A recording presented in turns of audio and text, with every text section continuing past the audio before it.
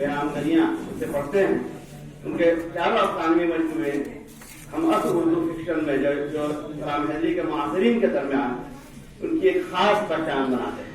ان کا لب و لہجہ، ان کا اسلوب، ان کی فکر اور ان کے موضوعات انہیں اپنے عزم میں ممتاز کرتے ہیں. کلام ہیدری صاحب کا شعبہ اردو سے بڑا گہرا تعلق ہے. وہ شعبہ اردو پٹنہ یونیورسٹی کے طالب علم رہے ہیں.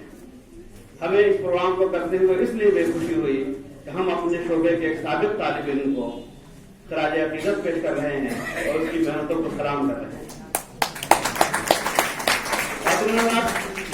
اس پروگرام کے رہنما اور اردو ڈائریکٹوریٹ کو پورے ہندوستان میں ایک نمایاں نام عطا کرنے میں، نمایاں شناخت عطا کرنے میں امتیاز احمد کریمی صاحب کا جو کام ہے، جو ان کی خدمات ہیں، اس سے کوئی انکار نہیں کر سکتا. آج پورے ہندوستان میں اردو کے جو فعال ادارے بہت کم ہیں، بہت کم، انگلیوں پہ گنے جا سکتے ہیں. ان میں اردو ڈائریکٹوریٹ کا نام سر فہرست آتا ہے.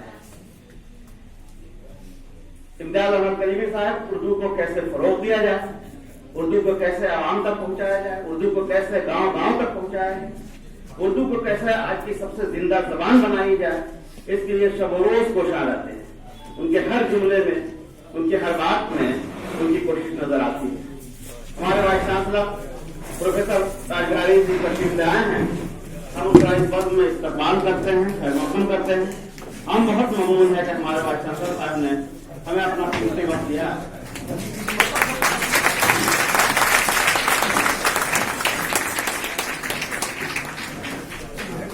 اس سے پہلے کہ ہم امتیاز کریمی صاحب کو بلائیں، ہم درخواست کریں گے غلام رسول قریشی صاحب سے کہ آپ ہمارے وائس چانسلر صاحب کی رضائی کے جو سامان ہیں وہ لے کر آئیں. میں امتیاز کریمی صاحب اجازت علی شاہ صاحب کو گزارش کروں گا کہ وائس چانسلر صاحب کا استقبال کریں، گلدستہ ہے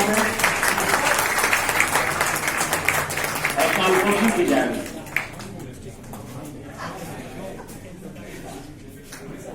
پروفیسر راج بہاری بتا ہماری یونیورسٹی کے بہت فعال، بہت ڈائنامک وائس چانسلر ہیں. ہماری یونیورسٹی نے بہت زمانے کے بعد ایک نہایت متحرک، ایکٹیو، فعال اور ڈائنامک وائس چانسلر پایا، جنہوں نے اپنی مدت کار میں یونیورسٹی میں وہ روشن کارنامے انجام دیے، وہ بڑے بڑے کارنامے انجام دیے جن کو تاریخ کبھی فراموش نہیں کر سکتی. اس یونیورسٹی